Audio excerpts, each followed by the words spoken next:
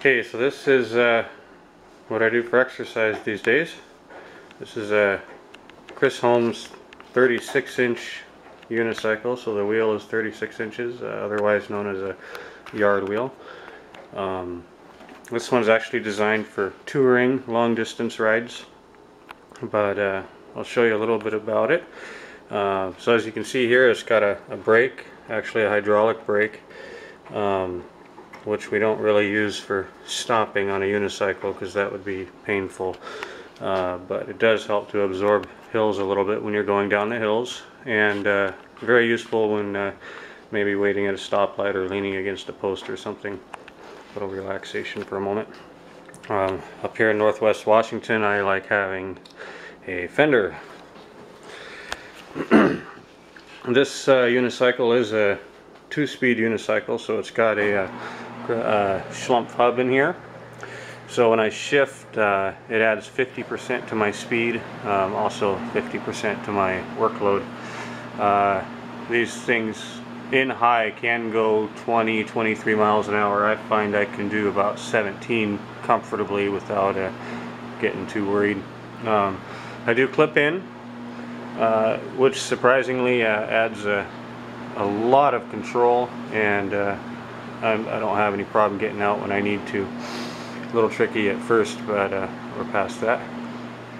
So tire pressure, you usually run about 35 to 65 psi. I like about 55. So yeah, I'll show you how we shift. So we said this is a 2-speed hub here from Schlumpf Innovations. Florian Schlumpf built it in Switzerland. If you look right here, we've got a pin on the axle, and again on this side we got another pin. The brass or gold-plated, not gold-plated, but gold-colored pin, when that pushes in, it shifts into high. Vice versa, when you push this pin in, it shifts to low, so that axle goes all the way through. And what happens is as you come around, right there you see, so as I got my foot right there, I can actually kick that pin with my heel where my wrist is at, and it'll pop that pin over and shift into high. Vice versa, to go back into low, I kick that with my heel as I come around, and it shifts into low. Every time you shift, the crank will free spin for about a quarter spin before it locks again. So that takes a little bit of getting used to. This frame is disc brake compatible, but I stayed with the hydraulics. Some folks have had a little trouble with kicking or bumping that disc, and then they don't have a real good tolerance for wiggling. So that's my ride. As far as my gear, yeah, I do clip in. So I use SPDs, as I was taught to use by a friend that's been doing this for years.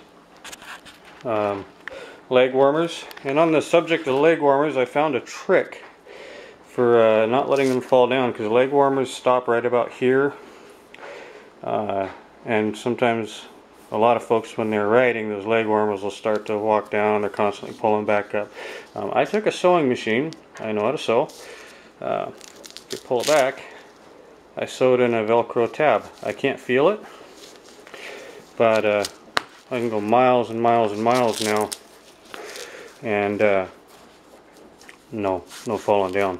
Yet they're quick and easy to take off when I'm ready. So that is that. As far as my helmet, for lighting on my helmet, I have a Knight Rider 350. So it's got a lithium-ion rechargeable USB port in the back, battery, and it's like it got nicknamed the steam train light, because on this unicycle it's about almost 8 feet in the air, and it just very bright, so it gets attention real good. Also, I've got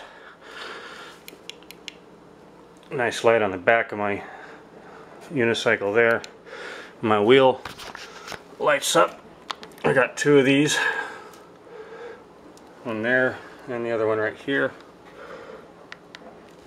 And then on my backpack itself, you see here I've got these guys here. Those are right about on my chest on either side. I put blinky lights that are on the side of the pack, one on each side. These are just regular bicycle lights. And then again, one on the back here.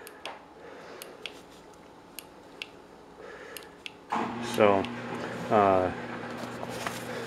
lit up pretty good, which makes a huge difference for being seen. I've found way more so than just being reflective, because reflective depends on headlights to create the light, where this is very proactive in its own right, although it costs a couple more bucks every few months, but well worth it.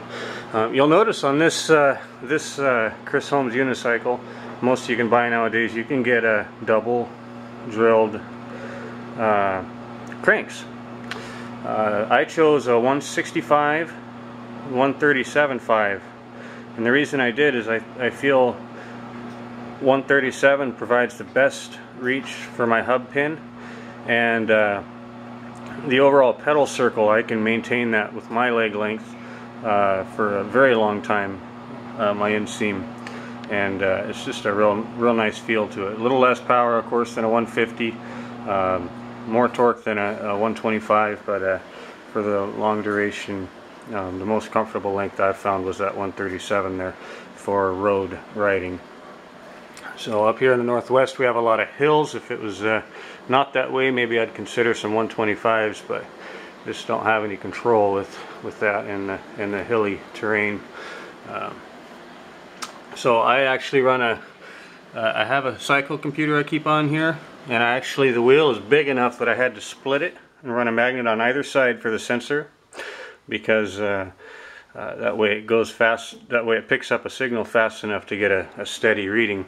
But I really kind of just use that as a backup anymore, maybe an overall odometer.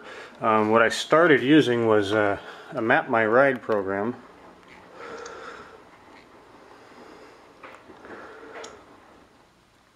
On my phone. It's Ride with GPS. So what it does is I hit the GPS button and it tracks me, and actually also has a voice feedback where it will tell me what my speed is every interval I choose, 1 minute, 3 minutes, 5 minutes, whatever. It'll tell me my average speed, current speed, pace, so that I don't have to, because I don't have any handlebars, so I can't really see any of that information, but it'll actually tell me every few minutes, and that's nice. Interestingly, with a yard wheel, a 36-inch, the gear ratio in 1:1 is such that your cadence is almost 1/10 of your miles per hour. So if I'm going, well, actually the other way around, I'm sorry. So if I'm going, my cadence is 100, then I'm going about 10 miles an hour. If I'm going, my cadence is 90, I'm going about 9 miles an hour. So you can almost kind of count your cadence and get your answer that way, but this is nice, you don't really have to think about it. So that is my ride. I just have my windbreakers here. There might be betters, but that works for me. So that is my setup. Okay.